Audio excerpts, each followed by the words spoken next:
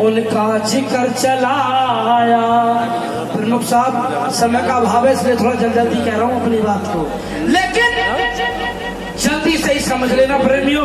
अगली किसान यूनियन के अध्यक्ष, राष्ट्रीय अध्यक्ष ठाकुर पूरन सिंह हमारे भाई साहब के साथ अभिनंदन करता हूं। आगे इस सभा को संचालित करते हुए आगे के क्रम में भाई साहब बोलेंगे। मोटी मोटी यही बात है भाई हमारी, तो अब लोग कह रहे हैं कि हम भाजपा से। मैं नाजिम बेग अपने चैनल में सभी दर्शकों को स्वागत करता हूँ। मैं नाजिम बेग अपने चैनल में सभी दर्शकों को स्वागत करता हूँ। आप देख रहे हैं आपका अपने चैनल बिग न्यूज से मेरे साथ निरंतर बने रहे, क्योंकि मैं आज जहांगीराबाद की नवीन अनाज मंडी में लेकर आया। आज ठाकुर समाज की एक विशाल जनसभा का कार्यक्रम रहा है।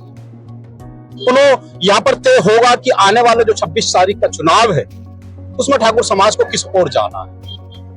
बताया जा रहा है कि राष्ट्रीय अध्यक्ष पूरन सिंह भी यहाँ मौजूद है, वो निर्णय लेंगे, वो ठाकुरों को संदेश भी देंगे कि आने वाली 26 तारीख को उनको क्या निर्णय लेना। तो चलिए साहब मेरे साथ मैं उसी मंच की ओर लेके चलता हूँ जहां से पूरन सिंह क्या कह रहे हैं और क्या वो अपनी बातों से ठाकुर समाज को संदेश दे पा रहे हैं। तो चले मेरे वर्तमान देश में एक शेर की दहाड़ के रूप में जाने वाले हमारे साहसिक और किसान मजदूर संगठन के राष्ट्रीय अध्यक्ष यहाँ चल करके पहुंचे आदरणीय ठाकुर पूरन सिंह जी को समस्त क्षत्रिय समाज में राजपूत समाज की ओर से हार्दिक स्वागत, वंदन और चरणों में नमन करता हूँ।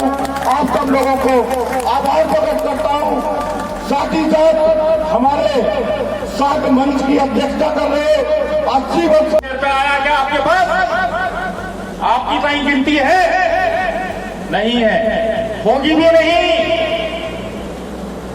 जब तक बच्चा रोता नहीं है माँ भी दूध नहीं खिलाती है।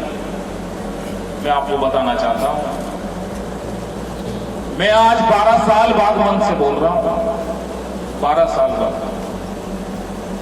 ये चिंगारी भी किसने लगाई है? इतनी दूर बैठे हुए हमारे ठाकुर पूरन सिंह जी। इस क्षेत्र में यदि आप सो गए तो आने वाला टाइम आपका समय नहीं होगा। चाहे वो भारत के अंदर कहीं भी हो, अगर एक व्यक्ति भी ठाकुर साहब को बुलाने का काम करेंगे तो ठाकुर साहब वहीं पे आने का काम करेंगे। मेरे मित्रों और मेरे भाइयों, जब आपके महापुरुष महावीर जी के सामने एक जाति सुरक्षा लगाया गया था तो वहां पे सभी ठाकुरों ने एक निर्णय लिया था कि हमारा समाज जब तक चुप नहीं बैठेगा, जब तक हमारा राजपूत समाज एक एक नहीं जागेगा और जब तक बीजेपी की पार्टी को धरातल पे नहीं लाने का काम करेगा, इनके क्रूर को तोड़ने का काम नहीं करेगा, जब तक हमारा राजपूत समाज चुप नहीं बैठेगा। और मेरे भाइयों और मेरे मित्रों, जितने मेरे युवा साथी बैठे हैं यहाँ पे, सभी को संघर्ष करने की जरूरत है। आप कमजोर नहीं हो, हर गांव के अंदर जाओ और अपने राजपूत समाज को जगाने का काम करो। ठाकुर पूरन सिंह जी हमारा इस राजपूतों का नए नए युवाओं को चाहे पुलिस के द्वारा फंसा गया हो, चाहे किसी भी तरीके से इनका सम्मान पे दब्बा लगाया गया हो, इनका अपमान हुआ हो, तो आज सब कट जानी होगी। ये नहीं कि हमको आदेश मिला है हम ही अपने तक सीमित रहे। हर व्यक्ति को, हर क्षत्रिय समाज के सरदारों को कम से कम 500 क्षत्रियों को समझाने और उनको एकजुट करने का काम सभी को करना होगा। आज मुझे बहुत खुशी है, हमारे क्षत्रिय समाज में ठाकुर पूरन सिंह जी के नेतृत्व में एक महामारी फैली और एक ऐसी महामारी पहली बार मेरे इस सोच में फैली है। मैं इतना खुश हूं कि कुछ कह नहीं सकता। ये हमारे लिए बहुत महत्वपूर्ण समय है। आज भी हम अपनी पहचान नहीं कर पाए तो आने वाले 2029 तक वो हाल इन राजपूतों का होगा। कभी जिंदगी में आपस नहीं। कहीं ये बताया जा कि एक ही समाज किसान है, बाकी तो सब रेया है। कहीं महापुरुषों की मूर्ति के सामने जाति सूचक शब्द लिखा जाएगा। और अगर अपने आप ये सोचोगे कि हम तो राष्ट्र के नाम पर वोट दे रहे, तो मेरे भाई एक ये मंच से मैं कहना चाह रहा, ये समझ लें जो लोग यहाँ जिम्मेदार बैठे कि देश का नाम भारत है, भाजपा नहीं है। पर ये समझ लो, इस पार्टी का राष्ट्र से कोई मतलब है ही नहीं, ये एक राजनीतिक दल है। इन्हें चाहे सत्ता में आने के लिए पुलवामा करना पड़ो, चाहे इन्हें सत्ता में आने के लिए सीडीएस विक्रम सिंह का एयरक्राफ्ट, चाहे इन्हें आतंकी हमले करवाने पड़ो, चाहे इन्हें हिंदू मुस्लिम करवानी पड़ो, इनका मतलब सिर्फ सत्ता में आना है, राष्ट्र से इसे ना जोड़ा जा बिल्कुल। अच्छा, राष्ट्र में तो हमारा समाज बात करेगा ना, राष्ट्र की तो राजपुताना राइफल हो, राजपुताना रेजिमेंट हो, राष्ट्र की बात तो हम करेंगे ना। या मोदी रेजिमेंट भी है, कोई है क्या, कोई मोदी राइफल? अच्छा, राष्ट्र हमें सिखाओगे कि राष्ट्र भक्ति कैसे होगी? हमारे घर में 4-4 फौजी हैं, कारगिल लड़ रखे हैं हमारे घर को, ना कारगिल में भी गए। पर ये मैं बताऊंगा, ये हमें राष्ट्रभक्ति का सर्टिफिकेट देंगे। एक इनका प्रत्याशी खड़ा होगा, ये कहेगा कि जो भाजपा को वोट नहीं दे रहा वो राष्ट्र को नहीं दे रहा, वो अपने बाप का नहीं, वो डीएनए चेक करवावे। ये भाजपा के प्रत्याशी अपनी जुबान पर लगाम लगा लें, नहीं तो जुबान खींचने का काम भी क्षत्रिय समाज कर रहा है, दिमाग में बहम। भाजपा के प्रत्याशी पूरे देश में फैले, इस मंच के माध्यम से कह रहा पत्रकार बंधु हैं, भाजपा के प्रत्याशी पूरे देश में सुन ले, अगर क्षत्रिय समाज के मां बेटियों पर, क्षत्रिय समाज की आन बान शान पर और क्षत्रिय समाज के महापुरुषों पर अगर कोई अपमानजनक टिप्पणी करी तो क्षत्रिय समाज इसका बदला लेना जानता है, ये ध्यान में रखना। आपने वोट दी और आपका जब जीवन रहेगा तब भी आप वोट दोगे, लेकिन इस बार यदि आपको ये अच्छा लगे कि पुरुषोत्तम रूपाला ने जो गाड़ी दी वो बढ़िया दी, यदि आपको ऐसा लगे कि हमारे रिश्ते अंग्रेजों के साथ रोटी बेटी के थे, यदि आपको ऐसा लगे कि मिहिर भोज जी हमारे नहीं थे, आपको ऐसा लगे कि पृथ्वीराज चौहान राजपूत नहीं थे, तो आपका जहां मन करे वहां वोट दे। लेकिन यदि आपको ये एहसास है कि पृथ्वीराज चौहान राजपूत थे, मिहिर भोज राजपूत थे, हमारे रिश्ते नहीं थे साहब, इस देश की सीमाओं पे सिर कटवा के दीवारें लगाई हमने, जब दुश्मन को रोका, हमने ऐसे दुश्मन को नहीं रोका। जातिवादी नहीं है हम, अगर हम जातिवादी होते तो मान आने के लिए हमेशा वोट करते रहे। अब बात जाति पर आई, बात महापुरुषों पर आई, तो बोलना पड़ा।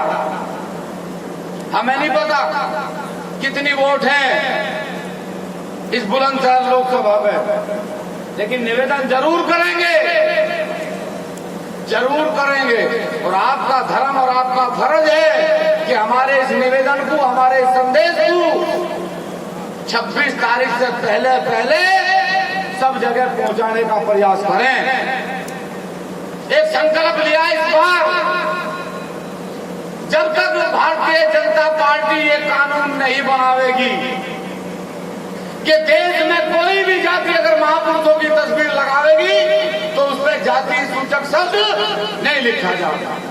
जब तक भारतीय जनता पार्टी जिन मूर्तियों पर जाति सूचक शब्द लिखे गए उन्हें नहीं हटवाएगी, जिन लोगों ने हमें गाड़ियां दी उनके खिलाफ कानून बना के जेल में घेरने का काम नहीं करेगी, जब तक भारतीय जनता पार्टी को पूरे देश में कोई भी राजपूत वोट नहीं देगा।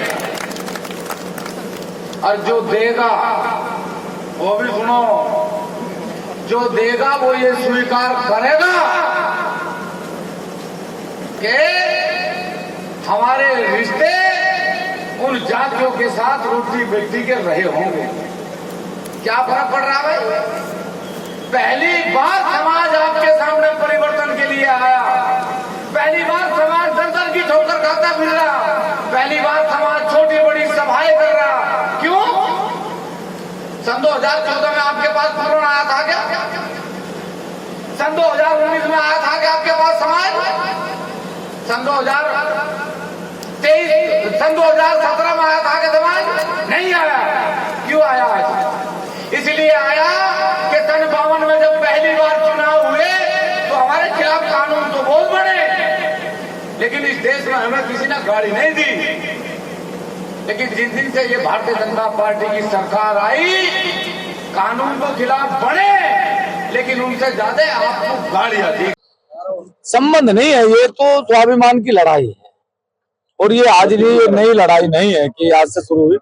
पिछले 2 साल से भारतीय जनता पार्टी के द्वारा जो चुने हुए सांसद हैं, जो खुलेआम सदन में भी गालियां दे रहे, सड़कों पे भी गालियां दे रहे, अपने समाज को इकट्ठा कर करके गालियां दे रहे, ये उसका आक्रोश है। जो समाज इस देश की राष्ट्रवाद को वोट करता हो और राष्ट्रवाद के नाम पे चुन के सरकार जाती है और फिर राष्ट्रवाद की सबसे मजबूत कौम को गाली देने का काम करती हो, इसलिए ये आक्रोश है।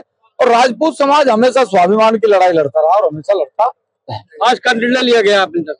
निर्णय हमेशा 7 तारीख में ले लिया था कि जो भी भारतीय जनता पार्टी को हरा होगा, पूरे देश में प्रयास करेंगे, जो भी भारतीय जनता पार्टी को हराने का काम करेगा उसे वोट देने का काम करेगा। अच्छा, ये बार बार कह रहे हैं भारतीय भाजपा की ओर से एक नारा है 400 पार का नारा, इस पर क्या कहना चाहते हैं? देखो, मैं एक बात कहूँ आपको कि ये जो नारा है ना 400 पार, ये अहंकार भी है, इसमें घपला घोटाला भी है।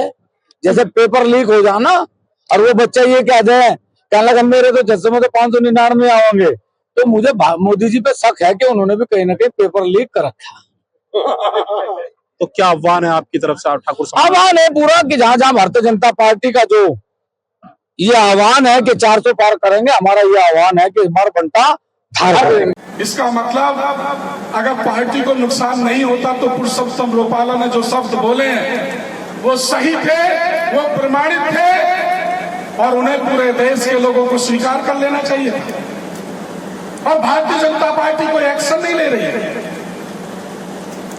जबकि भारतीय जनता पार्टी का अगर मैं नाम गिनवाना शुरू करूं, जिन्होंने रात दिन मेहनत की, अपने जीवन को तपा दिया, इनके प्रवक्ता रहे, सनातन के लिए उन्होंने 2 शब्द बोल दिए तो उन्होंने राष्ट्रीय प्रवक्ता से अगले दिन ही हटाकर उन्हें घर बैठा दिया।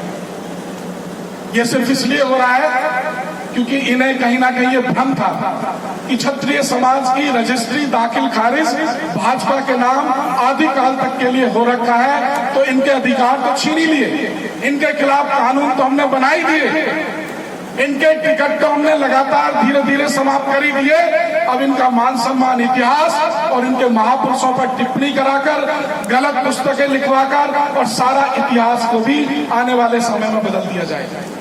इसलिए बंधुओं, ये संघर्ष आत्मसम्मान का है, ये लड़ाई आत्मसम्मान की है और आत्मसम्मान की लड़ाई में